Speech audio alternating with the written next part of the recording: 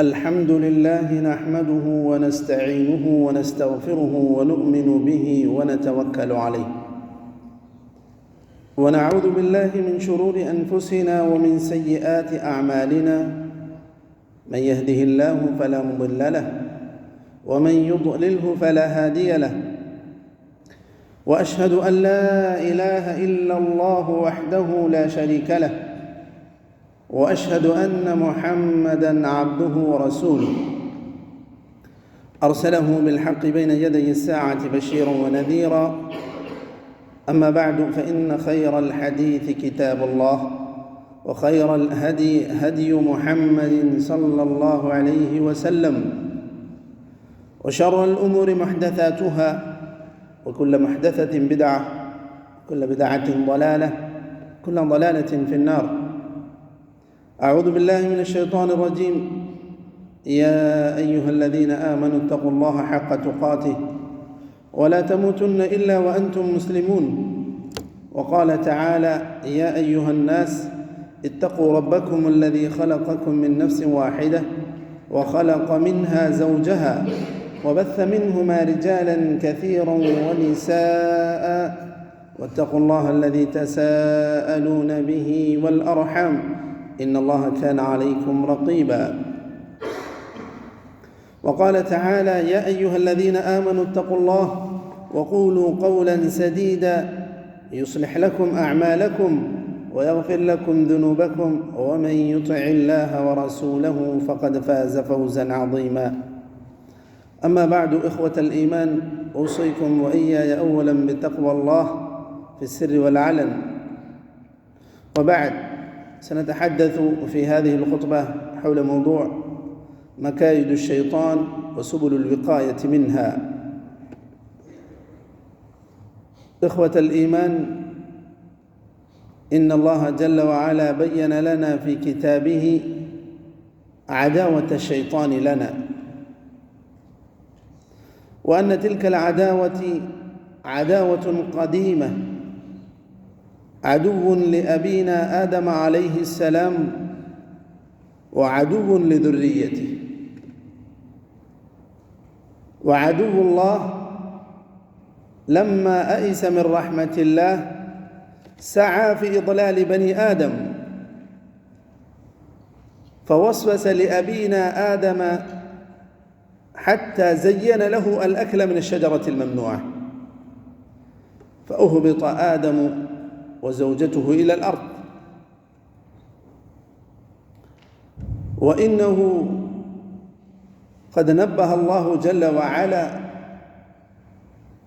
إن الشيطان لكم عدو فاتخذوه عدوا إنما يدعو حزبه ليكونوا من أصحاب السعير.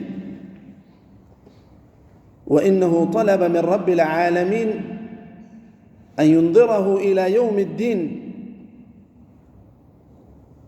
قال: فبما أغويتني لأقعدن لهم صراطك المستقيم ثم لآتينهم من بين أيديهم ومن خلفهم وعن أيمانهم وعن شمائلهم ولا تجد أكثرهم شاكرين.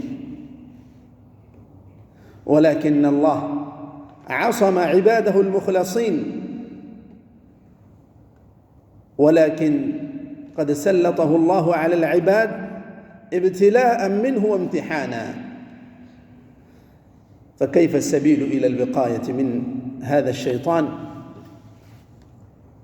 من سبل الوقاية أولا التعوذ بالله من شره. قال تعالى: وإما ينزغنك من الشيطان نزغ فاستعذ بالله. فاقرأ أعوذ بالله من الشيطان الرجيم إذا وسوس الشيطان في قلبك. ومن سبل الوقاية التحصين بالأذكار المشروعة التي شرعها لنا رسول الله صلى الله عليه وسلم. فمنها عن أبي مالك الأشعري رضي الله عنه قال: إذا ولج الرجل في بيته فليقل: اللهم إني أسألك خير المولج وخير المخرج، بسم الله ولجنا وبسم الله خرجنا وعلى الله ربنا توكلنا، ثم ليسلم على أهل بيته.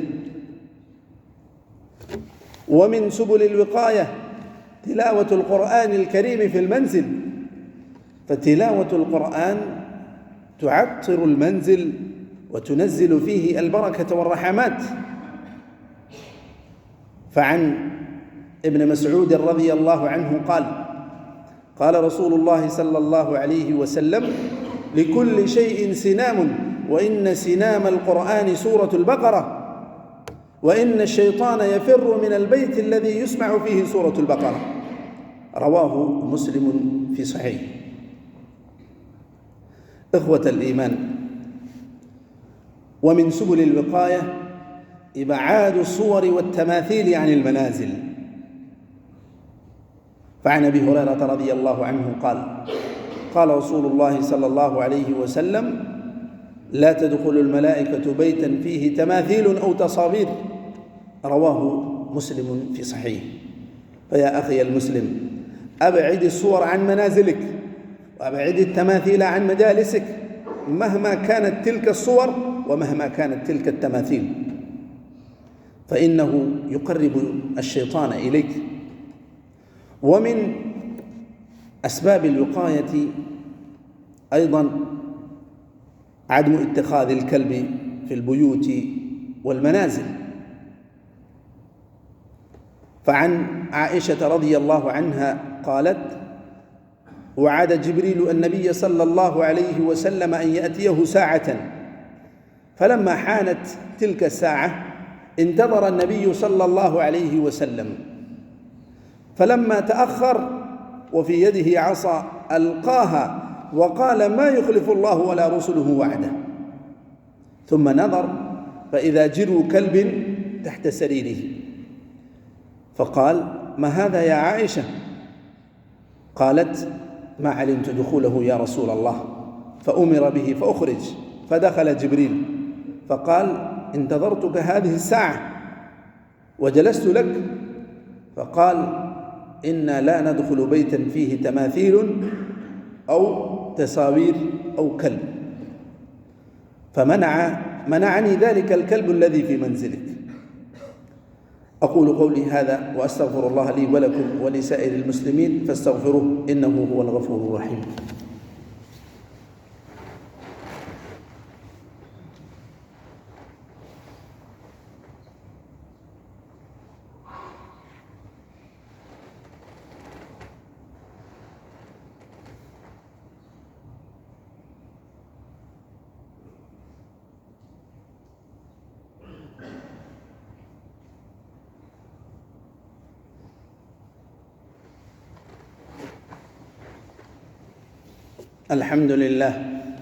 الحمد لله على إحسانه، والشكر له على توفيقه وامتنانه، والصلاة والسلام على رسوله الأمين وعلى آله وصحبه أجمعين. أما بعد، إخوة الإيمان، ومن أسباب الوقاية أيضا ذكر الله جل وعلا عند دخول المنزل وعند الأكل والشرب. فعن جابر بن عبد الله البجلي رضي الله عنه قال رسول الله صلى الله عليه وسلم: إذا دخل الرجل بيته فذكر الله عند دخوله في المنزل وعند العشاء، قال الشيطان لجنده: لا مبيت لكم اليوم ولا العشاء. فإن لم يذكر الله عند دخوله في المنزل وعند العشاء قال: أدركتم المبيت والعشاء.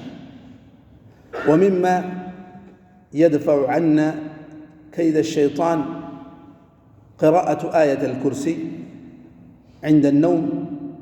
فعن أبي سعيد الخدري رضي الله عنه قال رسول الله صلى الله عليه وسلم: من قرأ آية الكرسي كل ليلة لم يزل عليه من الله حافظ، ولا يقربه شيطان حتى يصبح. نسأل الله تعالى أن يجعلنا من الذين يستمعون القول فيتبعون أحسنه. اللهم أعز الإسلام والمسلمين، وأذل الشرك والمشركين، ودمر أعداء الدين، واجعل هذا البلد آمنا مطمئنا وسائر بلاد المسلمين. اللهم من أراد الإسلام والمسلمين بسوء فأشغله بنفسه، واجعل كيده في نحره يا قوي يا عزيز. اللهم انصر المجاهدين في سبيلك في كل مكان. اللهم كن لهم ناصرا ومعينا يا ذا الجلال والإكرام. اللهم انصر إخواننا المستضعفين في فلسطين، اللهم كن لهم ناصرا ومعينا يا ذا الجلال والإكرام. اللهم داوي جرحاهم، اللهم فك أسراهم. اللهم عليك بالأعداء اليهود الغاصبين المحتلين فإنهم لا يعجزونك. اللهم خذهم أخذ عزيز مقتدر، اللهم خذهم أخذ عزيز مقتدر. اللهم اكفنا بحلالك عن حرامك وأغننا بفضلك عمن سواك. اللهم إنا نسألك الهدى والتقى والعفاف والغنى. اللهم إنا نسألك الجنة وما قرب إليها من قول وعمل، ونعوذ بك من النار وما قرب إليها من قول وعمل. اللهم ادفع عنا الغلا والربا والوبا والزلازل والمحن. اللهم اقض الدين عن المدينين، واشف مرضانا ومرضى المسلمين، وارحم موتانا وموتى المسلمين. اللهم اغفر لهم وارحمهم وعافهم واعف عنهم، وأكرم نزلهم ووسع مدخلهم، واغسلهم بالماء والثلج والبرد، ونقهم من الذنوب والخطايا كما ينقى الثوب الأبيض من الدنس. عباد الله، إن الله وملائكته يصلون على النبي، يا أيها الذين آمنوا صلوا عليه وسلموا تسليما. اللهم صل وسلم وبارك وانعم على حبيبك محمد. وارض اللهم عن الخلفاء الراشدين أبي بكر وعمر وعثمان وعلي، وعن سائر صحابة نبيك أجمعين، وعنا معهم بعفوك وكرمك وجودك يا أكرم الأكرمين. عباد الله، إن الله يأمر بالعدل والإحسان وإيتاء ذي القربى وينهى عن الفحشاء والمنكر والبغي يعظكم لعلكم تذكرون. اذكروا الله يذكركم وادعوه يستجب لكم، ولذكر الله أكبر، والله يعلم ما تصنعون. وأقم الصلاة.